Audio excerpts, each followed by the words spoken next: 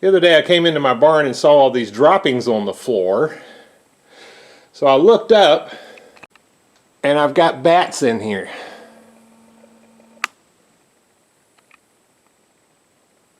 So they're going to the bathroom right in the middle of my walkway, so I'd really like them to be outside the barn rather than inside the barn. So this is what we're going to build today. It's a bat house. It's got 2 chambers and actually kind of a bonus chamber on the back.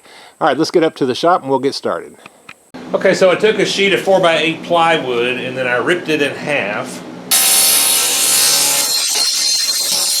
And now, according to the cut list on the plans, I marked it out at 24 and 30 inches and then 36 inches. But then the way they do the plans here, they leave you 6 inches to use for a roof, and I'm not going to use the piece of plywood for the roof. So I thought, well, you know what, I'll just go ahead and add 2 inches to each piece. That's that extra 6 inches to make it just a little bit bigger. So this one's actually 26 and then 32 and then 38 is my final piece down there on the end. All right, and I'm going to cross cut these and be back. Now to cut this, I've just raised it up on a couple of pieces of wood, and then I'm going to cut it off with a circular saw.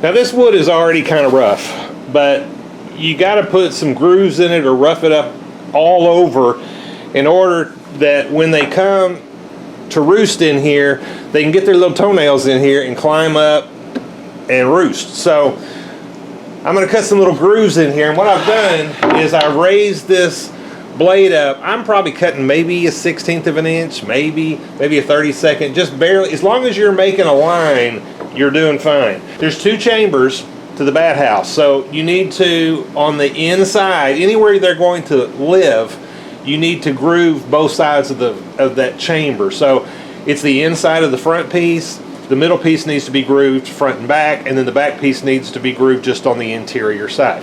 All right, let me run one piece for you.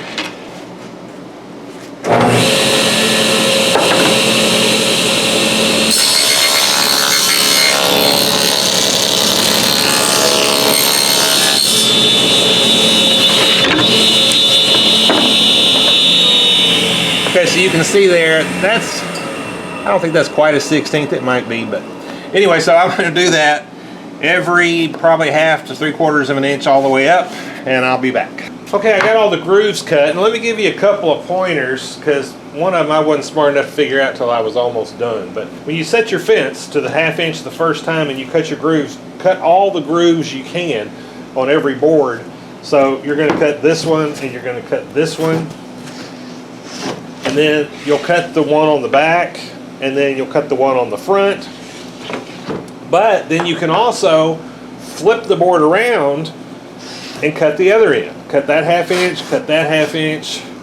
Same thing on the other boards, and so you get kind of double, and you'll start kind of coming to the middle, because it doesn't matter if your grooves aren't perfect in the middle. You know, if they're too close or a little too far away or something like that.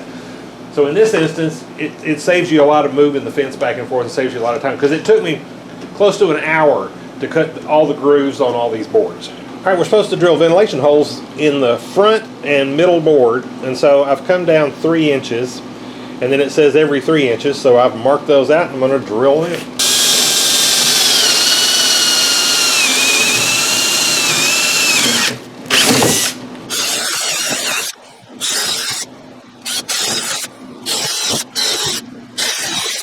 All right, so I've cut the furring strips that go right in here, and you know, you can use whatever you want. These, they're supposed to be like 1.5 by 3/4, but these are probably 1 inch. It's just what I had laying around, so it'll work just fine. The thing you do have to make sure of is that the thickness of them is at least 3/4 of an inch, so probably 3/4 of an inch to 1 inch in thickness. And the reason is, if you get them too thin, the bats can't get up in there. So, all right, so I've cut the pieces to fit here. Now these over here, there's also some scrap I had, and it's more like 1.5 inches, so I used it too. So I'm gonna get these stapled in place. All right, I'm gonna staple these on with 1/4 inch crown staples that are 1 inch long. That's just a stapler I got from Harbor Freight. You could use nails, you could use screws, I guess. You probably could just glue it and clamp it for a little bit.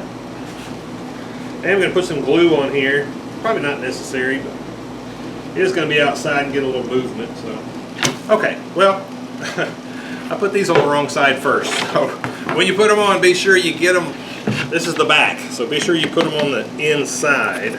All right, so to put the furring strips on, I was going to do this one first, and then I did them all, and then I realized I had this one all upside down. So I'm kind of having to use this used one to show you how to put them on. But get you a little glue. Be sure, this is the back, so be sure your grooves are to the inside. I had the boards on the outside, unfortunately. Just gotta pull them off, turn it around, it's alright.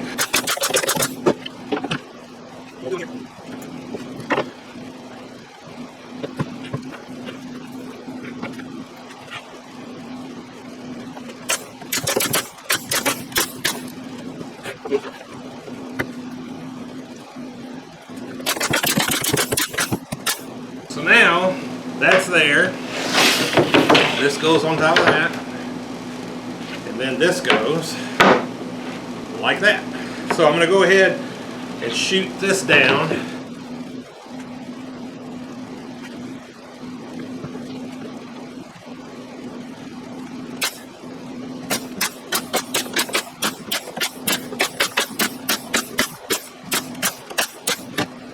Alright, so you know, I do things in a hurry a lot of times, and so what I've done is, here's the back, put the furring strips on, and then I made this unit right here. Probably what I should have done was put the furring strips on, and then put this piece on, then put these furring strips on, and then put this piece on.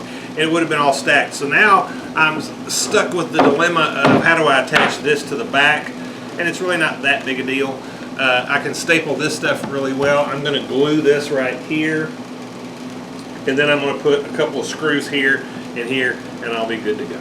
Alright, so I've put a bead of glue on there. Flip this over.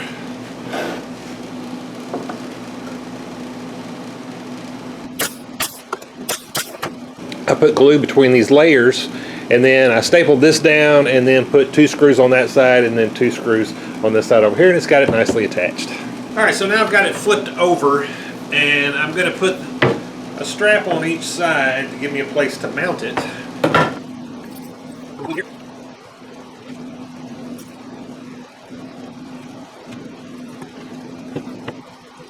And I'm shooting this on with 1.5 inch staples.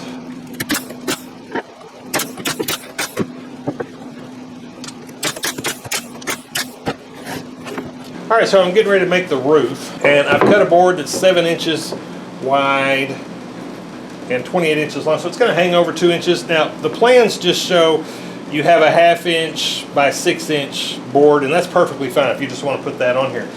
But I'm going to make this a little bit different. I'm going to notch this so that it fills this space right here. So actually, when I mount this to my barn, the bats can also use the space in here, because my barn is wood on the outside, and so if they want to use this space, it'll be a nice place for them too. So I'm just going to go ahead. I just got to get this ready to notch it out. And I'm just going to take a piece of wood that's the same. Alright, and I'll go over to the bandsaw and notch these out. Alright, and then we drop that right down in there like that. Alright, so you can see that drops right down in there like that. Now what I'm going to do, we'll put a little strip of wood here, and that will make this lean out a little like that, so it'll shed water a little better. Alright, so I've got a little, looks like a 1/2 inch strip. It won't take much. We'll put that right there. Just kind of hold it in place. And then we'll set the roof on there, put it. Alright, that's pretty much got it finished. I just need to get a coat of paint on it, and we'll let the glue set overnight, and we'll come back and give it a coat of paint tomorrow.